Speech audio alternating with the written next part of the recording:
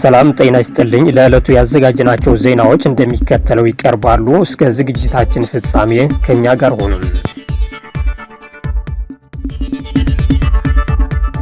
በአፋር ክልል ከባድ ርዕደ መሬት አጋጠመ።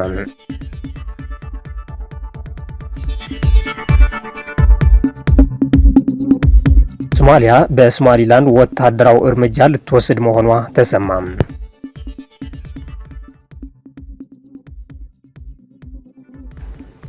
የተባበሩት መንግስታት ድርጅት የጸጥታው ምክር ቤት በቬንዙዌላ ጉዳይ አስቸኳይ ስብሰባ መጥራቱ ተሰማ።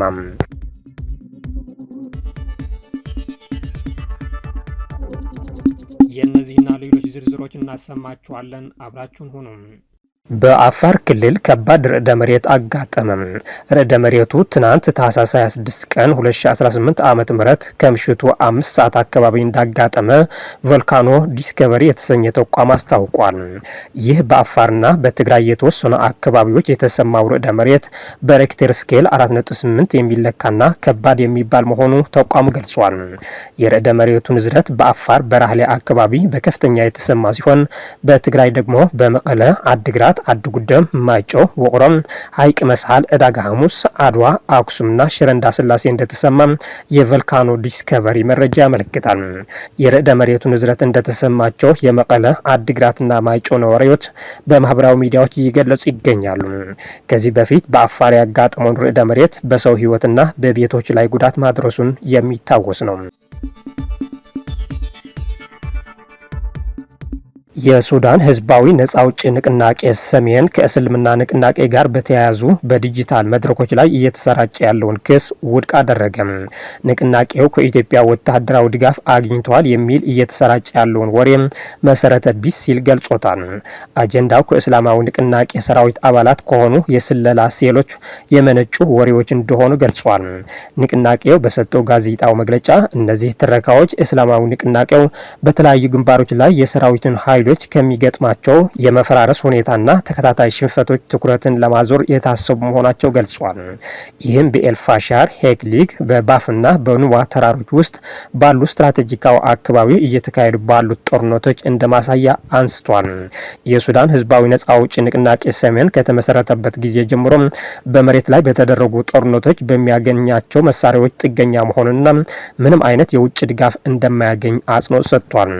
ከ8 ዓመታት በፊት በኒውፎንግ የሙፉና የሩም አካባቢዎች ሲያስለቅቅ የያዛቸው መሳሪያዎች ለረጅም ጊዜ መዋጋት የሚያስችለው እንደሆነም ጠቅሷል። ንቅናቄው በቅርብ ጊዜ ድሎችን ለተጎናጸፈው ሰራዊቱ የእንኳን ደስ አለህ መልእክት በማስተላለፍ የሱዳንን ህዝብ ተስፋ የሚያረጋግጥና አዲስቷን ሱዳን ለመገንባት የሚደረገውን ጥረት እናረጋግጣለን ብሏል። የአሜሪካው ፕሬዝዳንት ዶናልድ ትራምፕ ቬንዙዌላ በአሜሪካ እየተዳደረች እንደምትቆይ ገለጹ።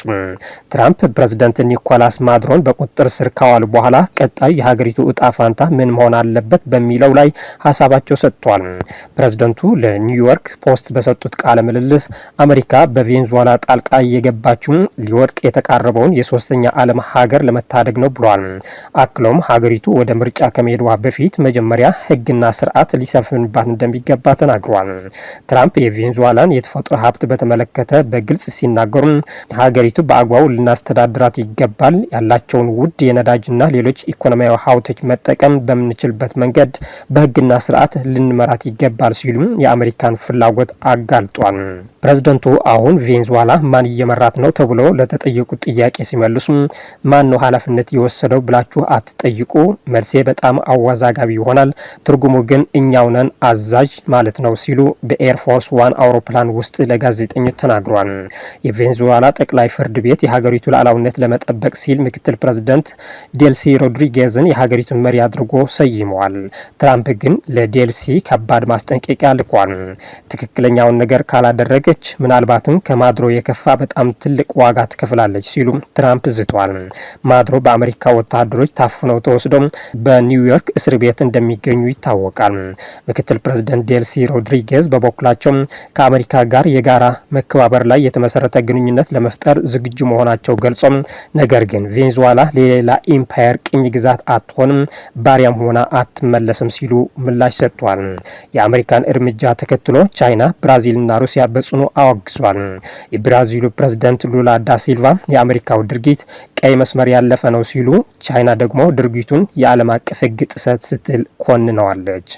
ይህ በእንዲህ እያለ የዓለማችን መሪዎች የተለያዩ አስተያየቶች እየሰጡ ሲሆን የፈረንሳይ ፕሬዝዳንት ኢማኑኤል ማክሮን ድርጊቱን የመቃወም ሆነ የመደገፍ አዝማሚያ ባያሳዩም በደፈናው ሽግሩ ሰላማዊ፣ ዲሞክራሲያዊና የቬኔዙዌላን ሕዝብ ፍላጎት የሚያከብር መሆን አለበት ብሏል።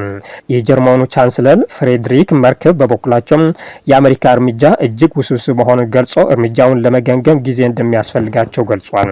የስፔን ጠቅላይ ሚኒስትር ፔድሮ ሳንቼዝ ደግሞ በእርግጥ ስፔን የማክሮን አገዛዝ ደግፍም እንዲሁም ዓለም አቀፍ ሕግን የሚጥስና ጠብጠጫሪነት የሚያበረታታ ጣልቃ ገብነትም አትቀበልም ብሏል። የተባበሩት መንግስታት ድርጅት ዋና ጸሐፊው አንቶኒዮ ጉተሬዝ እንዲህ አይነት ድርጊቶች አደገኛ ውጤት እንደሚኖራቸው ገልጾ ዓለም አቀፉ ሕግ መከበር እንደሚገባው አሳስቧል። በሌላ በኩል የእስራኤል ጠቅላይ ሚኒስትር ቤንያሚን ኔታንያሁ ደግሞ ፕሬዝዳንት ትራምፕ እንኳን ደስ አልዎት ለነጻነትና ፍትህ ሲሉ ላደረጉት ደፋርና ታሪካዊ አመራር አመሰግናለሁ ብለዋል። ቱርኪ በየመንና ሶማሊያ የተከሰተውን ሁኔታ በንቃት እየተከታተልኩ ነው አለች። የቱርኪ ፕሬዝዳንት ረሲፕ ጣይብ ኤርዶጋን ከሳዑዲ አረቢያ ልዑል መሐመድ ቢን ሳልማን ጋር በስልክ መወያየታቸው ተገልጿል። እሁድ ዕለት ከሳዑዲ አረቢያ ልዑል ጋር ባደረጉት የስልክ ውይይት በየመንና ሶማሊያ የተከሰተውን ሁኔታ በቅርብ እየተከታተልኩ ነው ሲሉ ፕሬዝዳንት ረሲፕ ጣይብ ኤርዶጋን ተናግረዋል። የሁለቱም ሀገራት የግዛት አንድነት ለመጠበቅ መረጋጋት አስፈላጊ መሆኑን አጽንኦት ሰጥቷል። በስልክ ጥሪ ወቅት ኤርዶጋን መሐመድ ቢን ሳልማን በሁለትዮሽ ግንኙነት በቀጠናዊና በዓለም አቀፍ ጉዳዮች ላይ ተወያይተዋል ሲል መረጃው አሳይቷል። ኤርዶጋን በየመን ግጭት ውስጥ ያሉ ወገኖችን ለማሰባሰብ ለሚደረገው ጥረት ቱርክ የበኩሏን ለማድረግ ዝግጁ መሆኗን ገልጿል። አንካራ በሚቀጥሉት ቀናት ተጨማሪ እርምጃዎችን በመውሰድ በቱርክና በሳውዲ አረቢያ መካከል ያለውን ትብብር ለማሳደግ እንደምትፈልግም ተናግሯል። በጋዛ ያለው የሰብአዊ ሁኔታ እየተባባሰ መሆኑን በማስጠንቀቅ ኤርዶጋን ቱርኪ በጦርነት በተጎዳው አካባቢ ዘላቂ የሆነ የተኩስ አቁም ስምምነትና መልሶ ግንባታ እንዲካሄድ መስራቷ ትቀጥላለች ብለዋል። ፕሬዝዳንት ኢሳያስ አፈወርቂ ከቀይ ባህር መረጋጋት ጋር በተያያዘ ከሱዳን ሚኒስትሮች ተወያዩ። የኤርትራው ፕሬዝዳንት ኢሳያስ አፈወርቂ እሁድ ዕለት ከሱዳን የፋይናንስ ሚኒስተር ጅብሪል ኢብራሂምና ከመረጃ ሚኒስተር ካሊድ አልየስሪ ጋር በቀይ ባህር መረጋጋትና ቀጠናው ደህንነት ላይ መወያየታቸው ተገልጿል። በአድሃሎ የተካሄደው ስብሰባ የሁለቱም ሀገራት ጥቅም ለማረጋገጥና በአፍሪካ ቀንድ መረጋጋትን ለማጠናከር ቀጣይነት ያለው የፖለቲካ ቅንጅት አስፈላጊነት ላይ ያተኮረ መሆኑን የሱዳን የዜና ኤጀንሲ ሱና ዘግቧል። በክልላዊና በዓለም አቀፍ ልማት ላይ ከተደረጉ ምክክሮች በተጨማሪ በተለያዩ ዘርፎች መካከል ያለውን የሁለትዮሽ ግንኙነት ትብብርን እንዴት ማሳደግ እንደሚቻል ተወያይቷል ብሏል። የኤርትራው መሪ ሀገራቸው ከሱዳን ጋር ያላትን ታሪካዊ ግንኙነት ለመጠበቅ ቁርጠኛ መሆኗንና ደህንነትና መረጋጋትን ለማምጣት ለሚደረጉ ጥረቶች ድጋፏን መስጠቷን በመግለጽ የጋራ ተግዳሮቶችን ለማቋቋም የትብብር አስፈላጊነትን አጽንኦት ሰጥቷል። የሱዳን ልዑክ ቡድን በአሁኑ ጦርነት ወቅት በሀገሪቱ ውስጥ ለሚኖሩ የሱዳን ዜጎች ለተሰጠው አገልግሎት ኤርትራን አድንቋል። ኢሳያስን የሱዳን አንድነትና ደህንነትን በመደገፍ የፖለቲካ አቋማቸውን አድንቋል። የሱዳን ዜጎች ከሚያዝያ 2023 ግጭቱ ከተጀመረበት ጊዜ ጀምሮ በኤርትራ የክፍያ ነጻነትና የመንቀሳቀስ ነጻነትን ጨምሮ ልዩ መብቶች አግኝተዋል ሲል የሀገሪቱ ቴሌቪዥን ዘግቧል። ሶማሊላንድ በቬኔዙዌላ ላይ የአሜሪካን እርምጃ እንደምትደግፍ አስታወቀች። የሶማሊላንድ ሪፐብሊክ የውጭ ጉዳይና ዓለም አቀፍ ትብብር ሚኒስቴር በቬኔዙዌላ ህገ መንግስታዊ ስርዓትን፣ ዲሞክራሲያዊ ህጋዊነትንና የህግ የበላይነትን ወደ ነበረበት ለመመለስ የታለመውን የተስተካከለ ዓለም አቀፍ እርምጃ በመደገፍ የአሜሪካን አቋም እንደሚደግፍ አስታውቋል። ሚኒስትሩ ትናንት ባወጣው የጋዜጣው መግለጫ ሶማሊላንድ ከቀጠናውና ከብዙ ወገን አጋሮች ጋር በመተባበር ከሚከናወኑ የአሜሪካ መሪ ጥረቶች ጋር እርሷን እንደምታስማማ በመግለጽ እንዲሁ አይነት ተሳትፎም የቬንዙዌላን ረጅም የፖለቲካና የሰብአዊ ቀውስ ለመፍታት ሊረዳ እንደሚችል ተከራክሯል።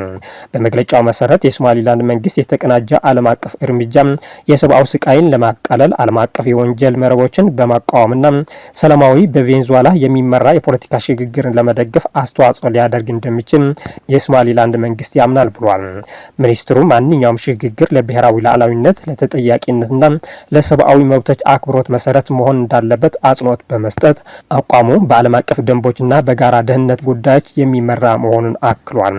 የሶማሊላንድ አቋም የተገለጸው በቅርብ ጊዜ በቬንዙዌላ በተከሰቱ ለውጦች ላይ ሰፊ ዓለም አቀፍ ምላሾች እየተሰጡ ባሉበት ወቅት ነው። የእስራኤል ጠቅላይ ሚኒስትር ቤንያሚን ኔታንያሁ አሜሪካ በሀገሪቱ ውስጥ የወሰደችውን ጠንካራ እርምጃ እስራኤል እንደምትደግፍ መናገራቸው ይታወሳል። ቬንዙዌላን በተመለከተ አሜሪካ በዚያች የዓለም ክፍል ነጻነትና ፍትህ ለማስፈን ለወሰደችው ቆራጥ ውሳኔና ጠንካራ እርምጃ የእስራኤል መንግስት እንደሚደግፍ መግለጽ እፈልጋለሁ ሲሉ ኔታንያሁ የካቢኔ ስብሰባ መክፈቻ ላይ ተናግሯል። አስተያየቶቹ የተሰጡት የአሜሪካ መንግስት የቬንዙዌላ ፕሬዝዳንት ኒኮላስ ማዱሮ ላይ የወሰደው እርምጃ ከተዘገበ ከአንድ ቀን በኋላ ሲሆን ይህም በቬንዙዌላ የፖለቲካ ቀውስ ውስጥ ዓለም አቀፍ ተሳትፎን በተመለከተ ክርክርን የበለጠ አጠናክሯል። ቬንዙዌላ በኬንያ በሚገኘው ኤምባሲዋ በኩል እስራኤል ለሶማሊላንድ እውቅና መስጠቷን በይፋ በመቃወም ለሶማሊያ ግዛት አንድነት መደገፏ ይታወሳል። ለዚህም ነው ሶማሊላንድ ለቬንዙዌላ ምላሽ በሚመስል መልኩ የአሜሪካን እርምጃ መደገፏ ይፋ ያደረገችው። ሶማሊያ ሶማሊላንድን ለመቆጣጠር እየተዘጋጀች መሆኗ ገለጸች። የሶማሊያ አስተዳደር በኤደን ባህረ ሰላጤ ውስጥ የእስራኤል ወታደራዊ ሰፈርን ለመከላከል ሶማሊላንድን ለመውረር እየተዘጋጀ መሆኑ ተሰማ። የሶማሊያው ፕሬዝዳንት ሐሰን ሼክ መሐሙድ ከአል አረቢያ ጋር ባደረጉት ቃለ ምልልስ በሶማሊላንድ ላይ ለሚወሰደው ወታደራዊ እርምጃ በንቃት እየተገመገመ መሆኑ አምኗል። እስራኤል ለሶማሊላንድ እውቅና ከሰጠችው በኋላ የውጭ መንግስታት መቃዲሾ ከላስ አኖድ ወደ ሶማሊላንድ ጥቃት ሰነዝር እንደምትችል ሲያሳስቡ ቆይቷል። ላስ አኖድ ከዚህ በፊት ምንም አይነት ስትራቴጂካዊ ጠቀሜታ ያልነበረው ቦታና በሚሊሻ ቁጥጥር ስር የነበረ ሲሆን ከቅርብ ጊዜ በኋላ ግን የሶማሊያ ሰራዊት መንቀሳቀስ እንደጀመረበት ተገልጿል። ከዚህ በመነሳትም ሶማሊያ በሶማሊላንድ ጥቃት ልትሰነዝር እንደምትችል ተገምቷል።